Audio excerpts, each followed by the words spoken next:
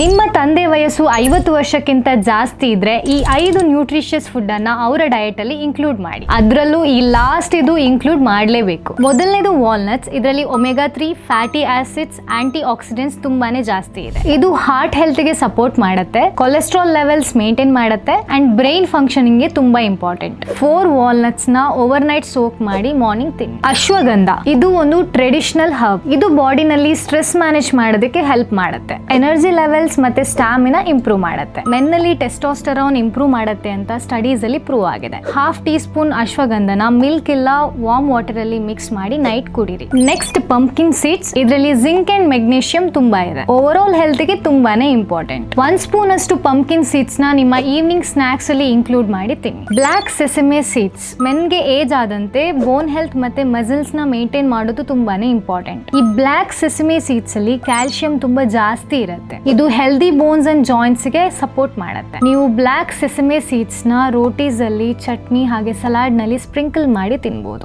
Last and important moringa powder. ಇದರಲ್ಲಿ vitamin A, vitamin C, iron and calcium ಇದೆ. ಇದನ್ನ ನೀವು ದಾಲ್, ಸ್ಮೂತೀಸ್ ಇಲ್ಲ ಅಂದ್ರೆ ಬಟರ್ ಮಿಲ್ಕ್ ನಲ್ಲಿ ಮಿಕ್ಸ್ ಮಾಡಿ ಕುಡಿಬಹುದು. ಇದು ನಿಮ್ಗೆ ಇಮ್ಯುನಿಟಿನ ಇಂಪ್ರೂವ್ ಮಾಡೋದಕ್ಕೆ ಹೆಲ್ಪ್ ಮಾಡುತ್ತೆ ಮತ್ತೆ ಟಯರ್ಡ್ನೆಸ್ ನ ಕಮ್ಮಿ ಮಾಡುತ್ತೆ. ಇದೆಲ್ಲದರ ಜೊತೆಗೆ ಫಾಲೋ ಮಾಡೋದಕ್ಕೆ ಡಯಟ್ ಪ್ಲಾನ್ ಬೇಕು ಅಂತ ಅಂದ್ರೆ Kannada health and fitness page ಅನ್ನ ಫಾಲೋ ಮಾಡಿ ಡಯಟ್ ಅಂತ ಕಮೆಂಟ್ ಮಾಡಿ, ನಾನು ನಿಮ್ಗೆ ಡೀಟೇಲ್ ಡಾಕ್ಯುಮೆಂಟ್ ಶೇರ್ ಮಾಡ್ತೇನೆ.